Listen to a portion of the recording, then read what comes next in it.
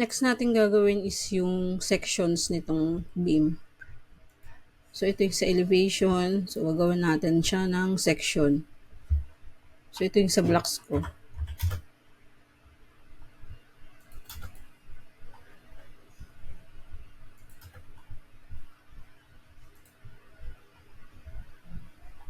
So, ito yung dynamic blocks ng section. So, ano yung dimensions muna ng beam? So, 400 by 7. So, adjust ko lang to. Gawin ko lang 700.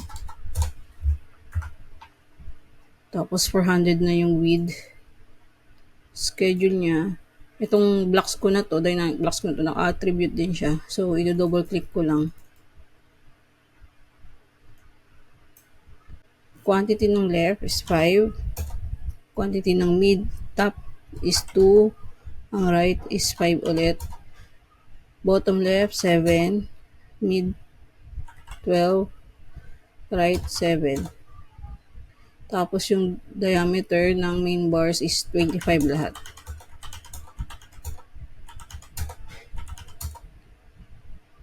Okay. So, pangalan nitong beam na to, sabihin natin, is 5B10.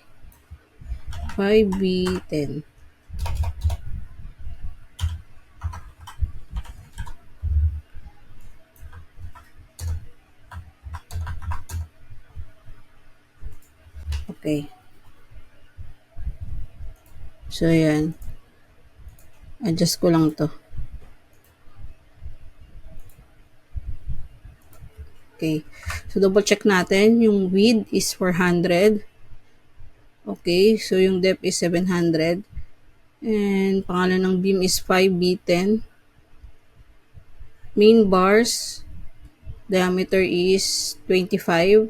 So, sa top, ang quantity is sa left 5, mid 2, right 5, bottom left 7, mid bottom is 12, right bottom is 7. So, okay na.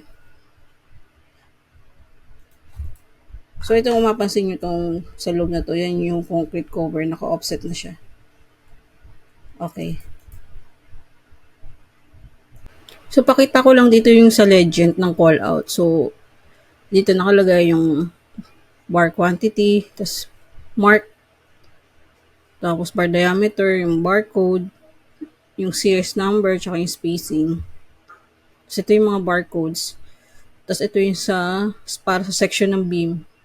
Yung shaded or yung may hatch is yung main bar. So extra bars is yung walang hatch. So dito, yung main bars dito, yun yung mga may hatch na ipapakita ko dito section. Tapos yung mga extra bars yung mga walang hatch. So okay, maglalagay na tayo ng stirrups. So ito yung stirrups na type ng stirrups dun. So, yan, lagay lang natin dito. Tapos ito, naka-dynamic blocks din siya. So, adjust lang base dito sa concrete cover. So, ito rin sa baba. Okay. So, copy ko to.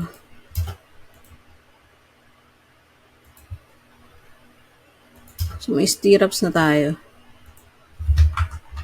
So, next is yung main bars. So, maglagay tayo dito. Copy ko lang tong blocks na to.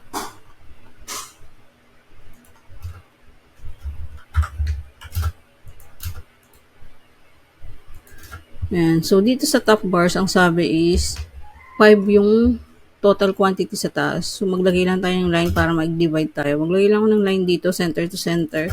Tapos, magdi-divide lang ako. So, type div. Tapos, click nyo yung line. So, 5 yung quantity, minus 1 nyo lang. So, 4.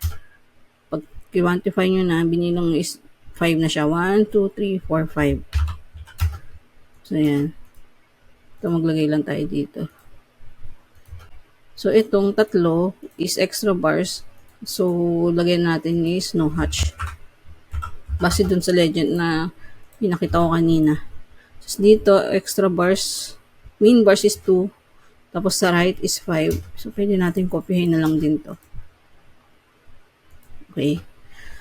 So, yan. Ito yung sa section ng left, ito yung sa mid, ito yung sa right. So, yung location ng main bars, yung may hatch, dapat pare-parehas yan sa mid, saka sa right. So, kapag kamali kayo, nalipat nyo sa mid yung extra, ay yung continuous o yung solid, mali yun. Kasi ibig sabihin, pag tinignan natin sa top, tumabingi yung main bars na punta sa gitna pagdating dito sa right. Eh, since dire-diretso lang naman, so dapat pare-parehas ng location yung continuous bars. Okay? So, next, bottom. Papayin natin. Okay. So, dito sa bottom, ang quantity is 7, 12, 7. So, balik tayo dito sa quantity ng main bars. So, ang first layer is 7. Kasya lang dito is 7. Since dito sa mid is may extra bars tayong 5. So, maglalagay naman tayo ng holder bars dyan sa taas. So, ito, i-divide lang natin into 7. So, type div, click, tapos 6. So, para maging 7 siya.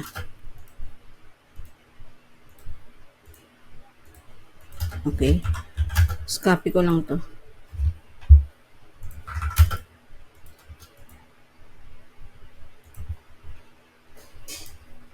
So, dito sa mid, kailangan natin maglagay ng holder bars.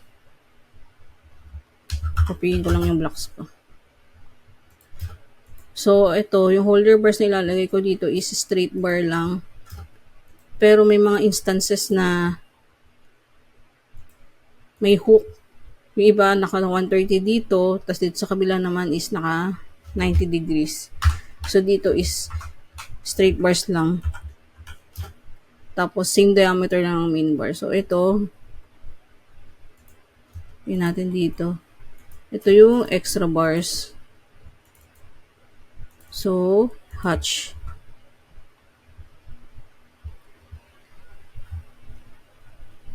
Lagay lang ako ng line.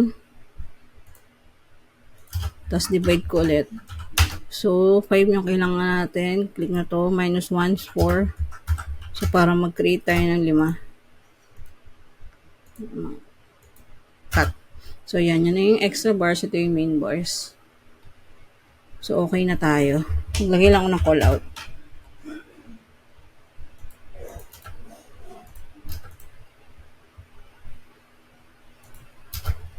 Ulitin ko, format ko to ha. Kung may sarili kayong format, okay lang yun. I want to share my format lang ng detailing. So, ito yung sa call out ko. So, kung magko-quantify ng stirrups, so, ito total ko ito lahat. May nakasummation na kasi siya. Ang gagawin ko, i-delete ko na lang. So, pwede nyo gamitan ng calculator, yung mga nakasulat dito na quantity. Pero ako ito, ganito na lang. So, dito nakalagay 60 total. So, plus 2 kasi yung sa gilid na 50. So, 62 yung quantity. Yung main bars is 12. Tapos, barcode S. Yung series number later on. So, ito yung sa shape. Lagyan natin ng sukat. So, ito 620. Tapos, ito 320. Lagyan natin. 620 and 320. Tapos, dito para sa hook. Ito yung sa parameters. So, ito yung sa 12. Ito yung standard hook. 90, 180, 135. Tapos, dito tayo sa 135. Ang lagay nating hook is 130 lang. Okay. So, yan. Copy natin. Kakopy ko lang siya. Sa mid tsaka sa right. Ayan. So, may call out na tayo sa stirrups. So, dito sa holder bars, lagyan din natin siya ng call out. So, dito, sa call out para sa holder bars, so, lagay lang natin dito. Ito, move ko lang. So, dito sa holder bars, ito yung okay. Tapos, maglagay rin tayo ng shape.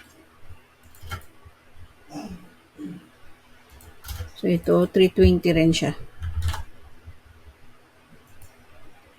Tapos, ito, yung diameter niya, same ng main bars. Kasi holder bar siya. Tapos ang barcode natin is H for holder.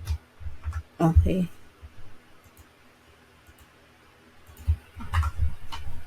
Tapos dito, yung size niya same lang din sa width ng stirrups. So, yung quantity, paano mo quantify yung holder bar? So, ito yung extra bars, di ba? So, ito yung mga extra bars. So, yan lang yung lalagyan natin ng holders. So, ang spacing yan is 1,000. So, maglagay tayo ng spacing.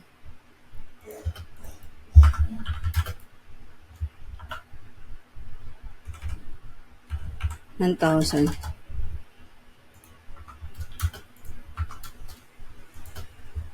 Okay.